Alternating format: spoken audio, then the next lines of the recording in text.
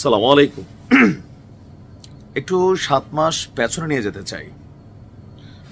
আমাদের ছাত্র জনতার যে অভ্যুত্থান হয়েছিল, সেই অভ্যুত্থানের প্রথম ধাপটা কি ছিল? কোটা আন্দোলন, ঠিক কিনা?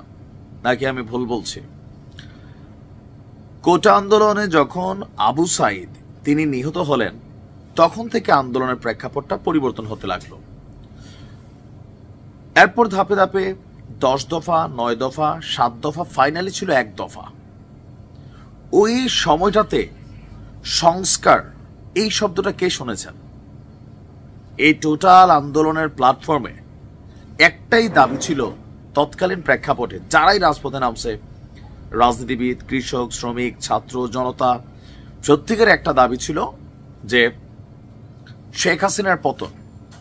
এর বাহিরে বাংলাদেশে নতুন রাজনৈতিক দল গঠিত হবে, সংস্কার হবে বা আরো বিভিন্ন কিছু হবে, এই কনসেপ্টটা আমাদের এই ছাত্র নেতারা তারাও বলে নাই। তারা ডিবি অফিসে ছিল, এরপরে বের হয়ে আন্দোলনে নতুন গতি আনছে। অথবা ওই মুহূর্তে বাংলাদেশ এই শব্দটার সাথে পরিচিত ছিল না। আমরা পরিচিত হলাম কখন? যখন ডক্টর ইউনূসের নেতৃত্বে এই ছাত্ররা সহ যে উপদেষ্টা পরিষদ গঠিত হলো, তখন আমরা শুনলাম যে সংস্কার দরকার, জাতীয় রাজি হলো।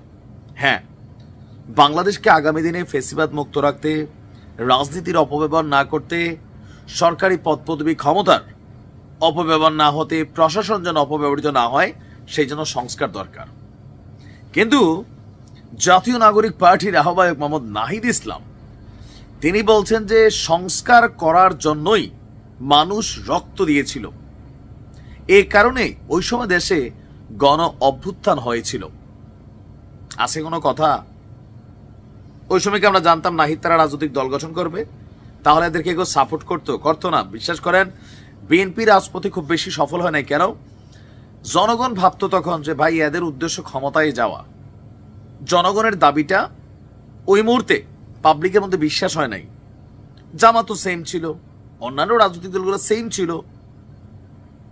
ছাত্ররা যদি তখন বলতো ভাই আমরা এই সংস্কার করব, আগামী দিনে রাজনৈতিক দল করব, আমরা শেখ হাসিনার পতন ঘটাবো, তারপর বিএনপিকে সমালোচনা করব, অন্য দলগুলোকে নিয়ে কথা বলবো, সংবিধান পরিবর্তন করব।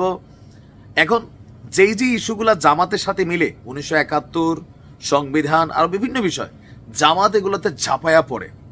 আবার যখন নাহিদ ইসলাম জামাতকে নিয়ে বলে যে এই টাইপের রাজনীতি বাংলাদেশের মানুষ চায় না, এই ধর্মভিত্তিক রাজনীতি এগুলো বাংলাদেশের মানুষ খাবে না, এদেরকে ভোট দিবে না, তখন জামাতের খুব গায়ে লাগে। যখন মাহফুজ জামাতকে খোঁচা মারে, তখন গায়ে লাগে যে জামাত 71-এ যুদ্ধাপরাধী করছেন। কিন্তু যেগুলো জামাতের পক্ষের, জামাত মোটামুটি রাজি।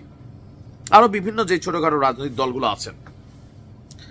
এখন এই মুহূর্তে নাহিদ ইসলাম গতকালকে সিরাজগঞ্জের শহরের যে বাজার স্টেশন বিজয় সৌধ চত্বরে জাতীয় নাগরিক পার্টির একটা ইফতার পার্টিতে ভার্চুয়ালি যুক্ত হয়ে তিনি যে বক্তব্য দিয়েছেন, এ নিয়ে আমরা দেখছি মিডিয়াতে ব্যাপক ক্ষোভ, বিক্ষোভ, আলোচনা, সমালোচনা, সমর্থন, নানান ধরনের কমেন্ট হচ্ছে।